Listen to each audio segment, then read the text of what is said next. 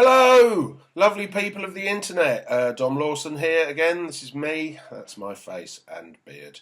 Although I suppose my beard is technically part of my face. It's complicated business, this being alive, isn't it?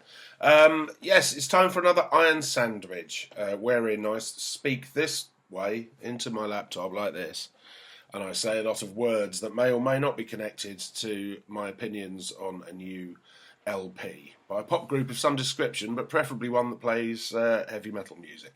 So, just in case you haven't seen one of these before, you've probably already stopped. If you haven't, to be fair, you probably the only people still watching this now are people who've seen it before and already know it's an idiot talking shit for 15 minutes. But yes, this week I'm going to talk to you, if anything, about the new Korn album, which is out on the 21st, I think. I'm going to look at my calendar now, see if that seems like a plausible... Yeah, that seems like a plausible idea. Maybe the 21st, don't know. I'm not very good at the whole numbers thing. But yeah, it's out the 21st. It's called The Serenity of Suffering.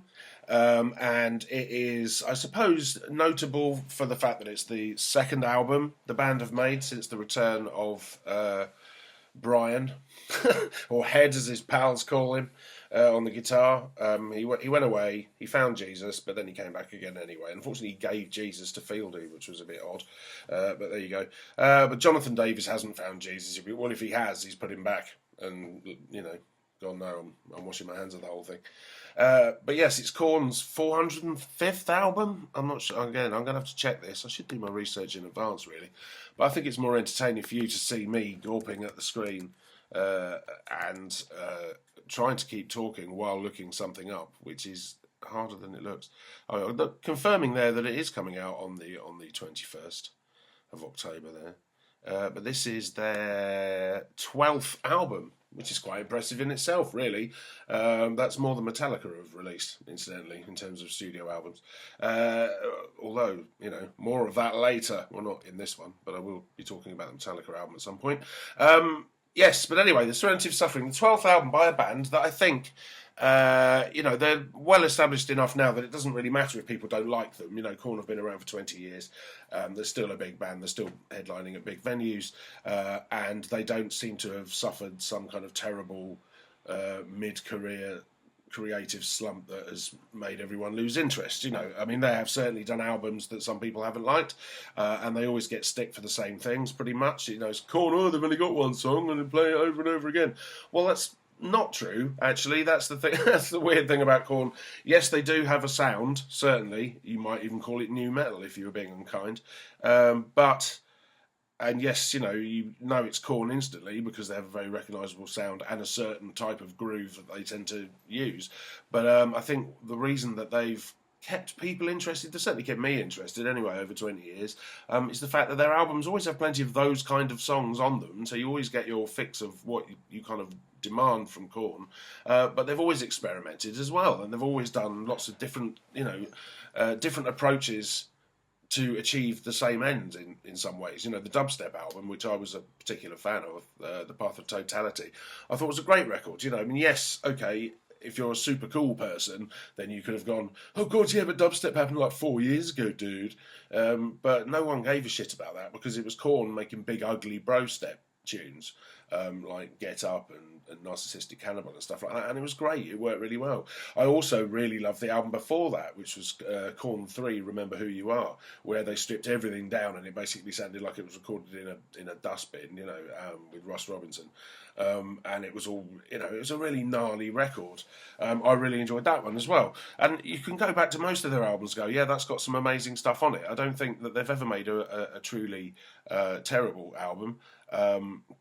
Even the one that got quite a lot of stick at the time, Take a Look in the Mirror, I think is an underrated record. I think it's got some great tunes on it.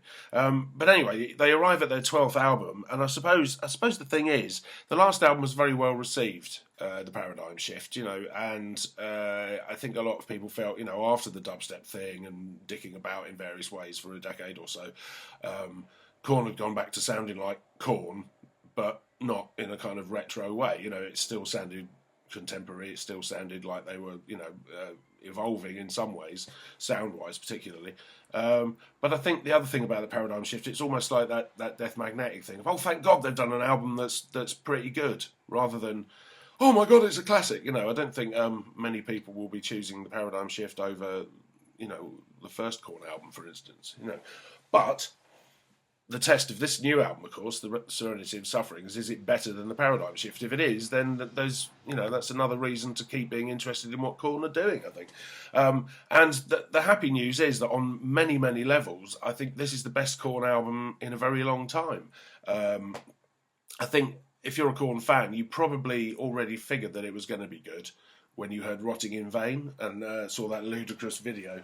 The thing with Rotting in Vain is it is very much a kind of archetypal Korn song. It's not, you know, you don't hear it and go, oh, well, you know, they've jumped sharp there, they've got a bit jazz, you know, jazz funk or something. But no, it just sounded like Korn. And yet, it was kind of just, I don't know, slightly different again, and just enough that it didn't just sound like yet another Korn song.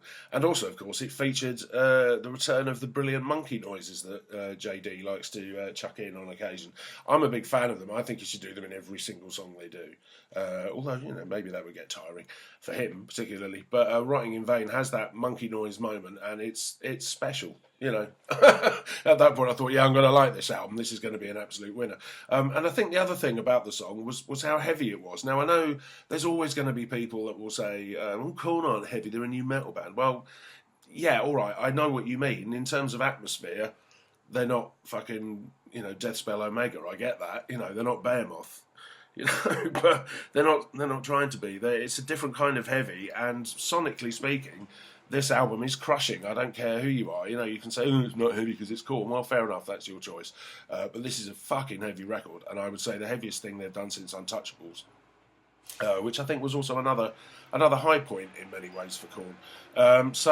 Yeah, production-wise, I mean, the first riff, fuck me. When the first riff kicks in the opening track, which is called Insane, I've just checked, it's just one of those Korn riffs. You know, it's not a million miles away from the riff for Blind, for instance, or, you know, one of the really obvious songs with one of those, you know, Here to Stay.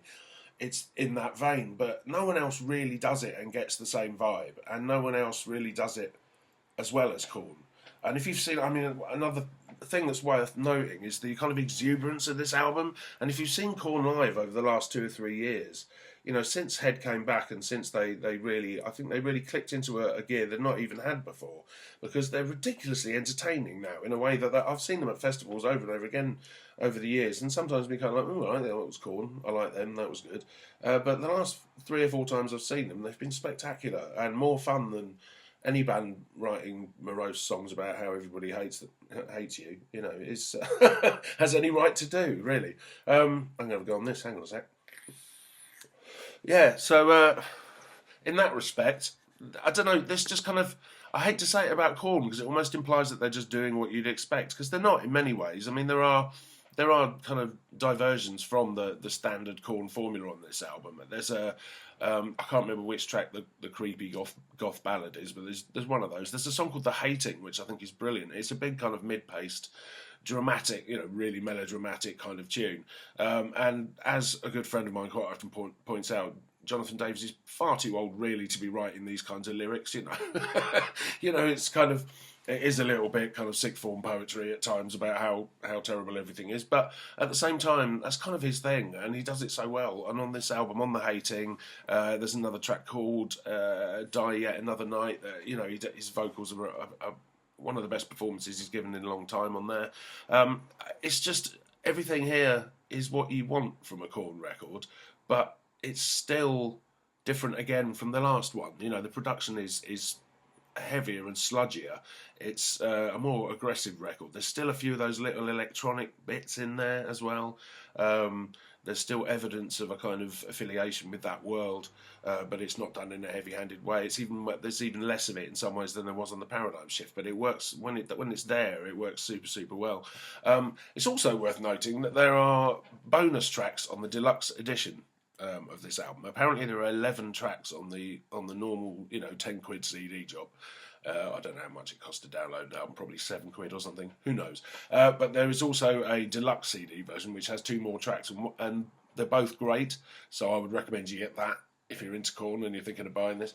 There's one track in particular called Baby, which is an absolute rad banger, as the children say these days. So yeah. Oh, I'm going to belch. Hang on. There you go. Didn't do that on purpose, really. I am slightly above belching to impress people. Although, if I could muster a really, really big one, I might include that in one of these at some point. But anyway, yeah. So, well, what else is good about the Korn album? I mean, I'm trying to think of a downside. I can't think of one. I mean, I think I've enjoyed this Korn album certainly immediately more than the Paradigm Shift, which I liked, and there's some great tracks on it. Punishment Time, brilliant tune. But this album certainly is heavier. I think it's consistent all the way through. There's not much in the way of filler, and Korn have been guilty of that on occasion, of having 3 or 4 tracks that you could kind of happily live without. On this album, I think, especially if you if invest the time required to actually listen to the damn thing properly rather than just listening to it once, then I think you'll find that most of these songs are pretty damn strong. The band sound very much engaged in what they're doing in a way that they didn't for quite a while. I think when all that wild experimentation was going on around the time of See You on the Other Side and all that kind of stuff, a lot of that stuff was great, but it didn't really have the vibe that this stuff has. And riffs, ultimately, is the story of this album. There are a lot of very, very heavy and ugly Korn riffs on it.